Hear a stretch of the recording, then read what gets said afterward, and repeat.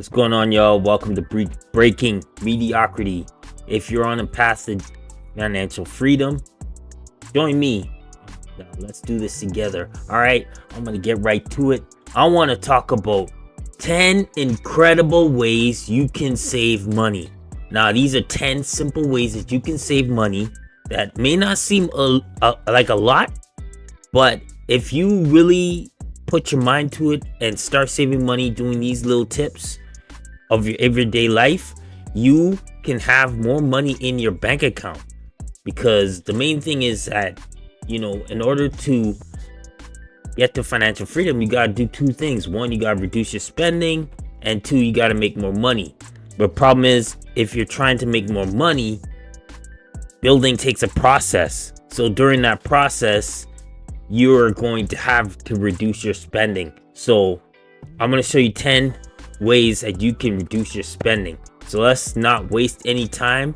Like, share, and subscribe to Breaking Mediocrity if you like my content.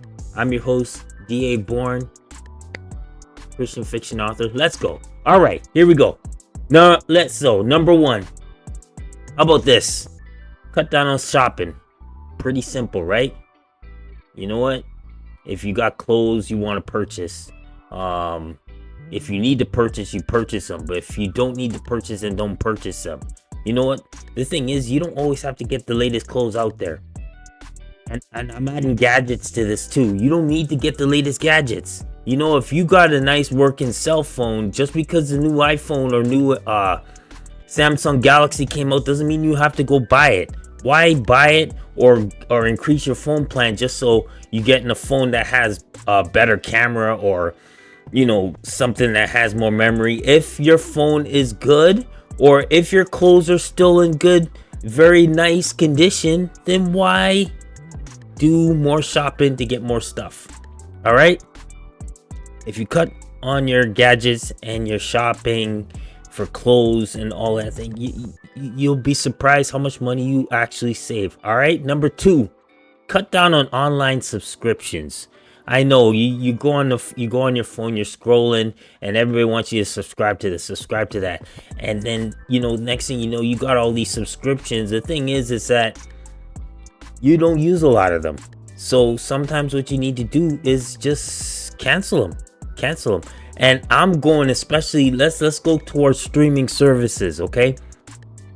Before we had cable TV, and we just got everything on cable, and then cable got too expensive, so people started cutting the cable, especially when Netflix came around. But now all of these channels are going to streaming services, which is like Netflix, Apple TV, Disney Plus, Prime Video, on and on and on. There's so much streaming services out there, and the next thing you know, if you got every single one of these streaming services, your expenses are more than cable. So how about this? Just chop the ones. Keep maybe 2 or 3 of the ones that you use, that you watch more often. If you only watch a streaming service just once a week, or just one show, what's the point of keeping it? You know what I mean? All right, that's number 2. Number 3, play free video games. You know what I mean? I know what it is like. Video games are fun, they're addicting, they're an escape. But the thing is, get free video games. Why pay for video games? Because one thing what you do is, once you start paying for video games, you start buying more and more video games. So if you're a gamer, or if you're paid for gaming, that's one thing. But if you just love the game, one thing you could do is either buy free video games, play free video games. But if you're PS5 or Xbox player, go to the used gaming store and get them used. You don't have to get the brand new game when it comes out. And you know what I mean? Save some money. But yeah, play the free video games. And if you're playing those free video games and they ask you to spend this much money so you can get extra amount of points, just avoid it. You know what I mean? It does take some self-control. All right. Okay, let's move on. Number 4, consider buying used cars. Yeah, this can save a lot of money.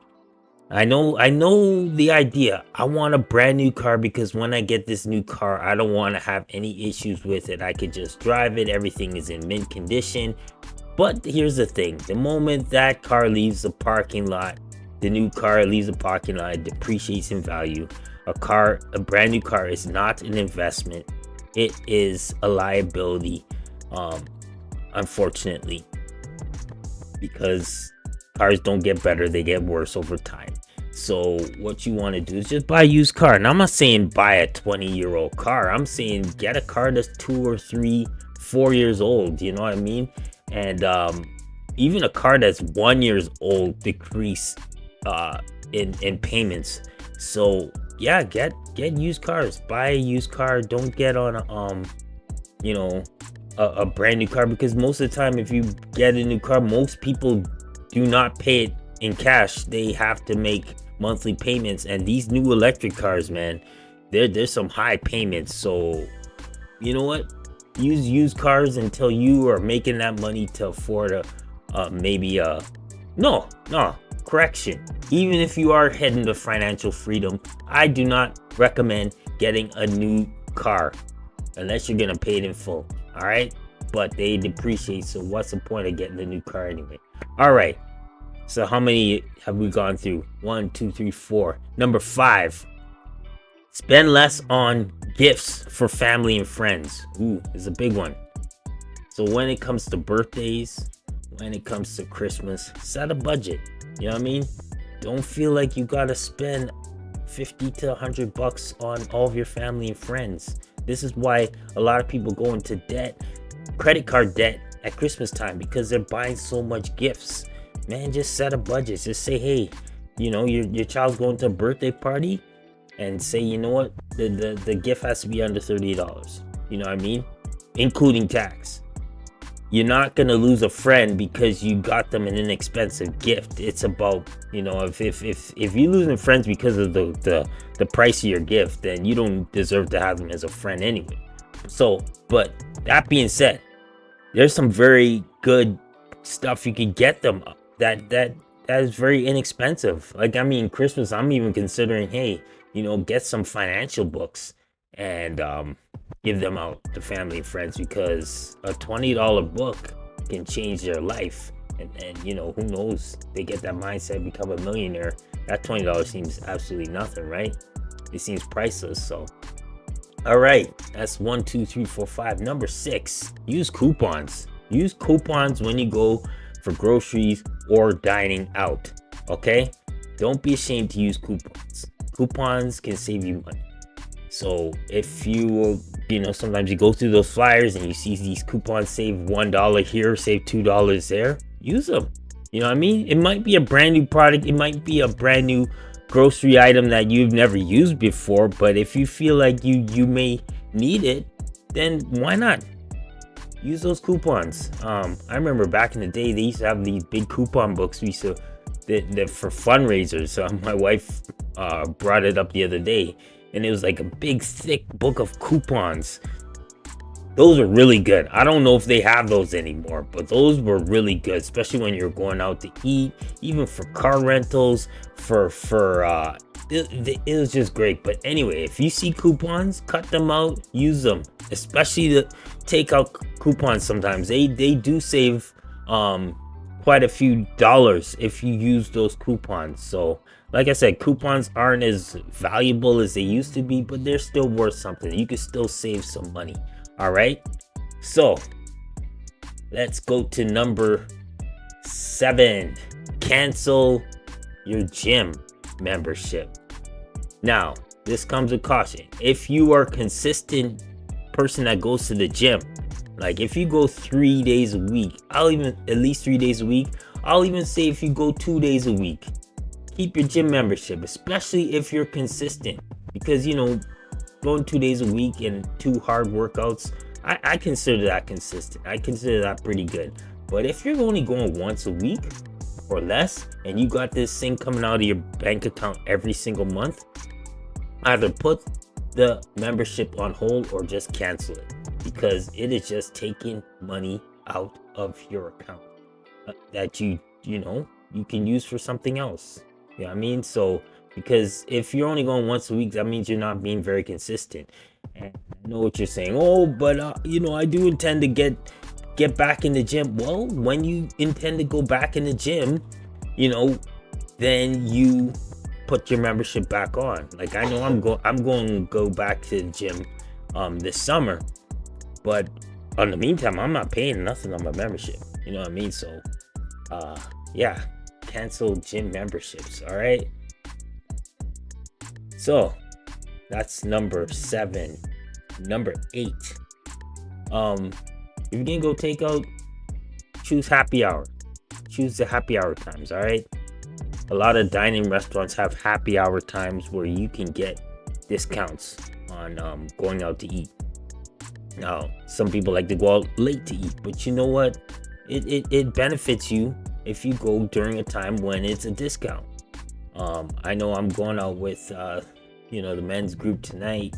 They're going out at the place, and after 9 it's half price apps. Taking advantage of that. You know what I mean? You could save some money. Now, if you're going out with friends and they don't want to do happy hour, they'd rather go late when the prices are more expensive, you have 2 options. 1, eat before we go out. That way you're not spending money on a big meal and you could just hang out. Or 2, just say, hey, I'm gonna decline because I gotta save some money. So that's that. All right. Number 8, and this is a big one. If you're a smoker, quit smoking. All right, so this one here is that, okay, you smoke a pack a day, but you're stressing about inflation, you're stressing about budget, you're stressing about not getting your bills paid. You realize if you quit smoking, especially if you're one who smokes a pack a day, you are saving $15 a day, $105 a week, $420 a month, and up to over $5,000 a year. Now, that's big. You know how much money that puts back into your account. That is big. I would definitely consider, get that mindset, I'm gonna quit smoking no matter what, and just do it. Just do it. And I know some people will be like, well, I'm gonna quit smoking, I'm just gonna vape. Man, vaping costs money too. May not be just as much, but trust me, vaping is just as much. And you know what? It's not good for you anyway, vaping or smoking. So, quit smoking and you'll see, you will save a lot of money. A lot of money. And number 9, how about this? Alcohol. Reduce alcohol. Me, I don't drink. I don't drink at all. But I know some people, they drink. They make their occasional trip to the liquor store and they get their liquor and stuff like that. Some people get it weekly, some people get it monthly. Just reduce it. I mean, really reduce the amount of alcohol you get. Do you really need to have alcohol do you need to buy it every single week? Like, trust me, it's a lot of money, and sometimes when you guys go out, or people go to the bar, or they go to a restaurant and stuff, and they buy those things. Those drinks add up. I mean, if a glass of soda is $3, then beer and wine and all that stuff is a lot more. And save your money. Reduce alcohol. All right. And finally, I will go with. There's so many ideas here. There's so many different ways to reduce money. I'm just giving you 10. Another one, and this is 10. I believe it's 10. Yes. Take a lunch. If you're currently at a workplace, take a lunch. Don't go out to eat every single day. I remember back in the day, going out to eat, getting lunch was $5. Now it's $15 to $20. You do that 5 days a week, that's $100. Now, when you get home, you prepare a meal, take leftovers, or just get some, make some sandwiches or something. Take, at least 2 to 3 days a week, take a lunch. And trust me, you will save some money.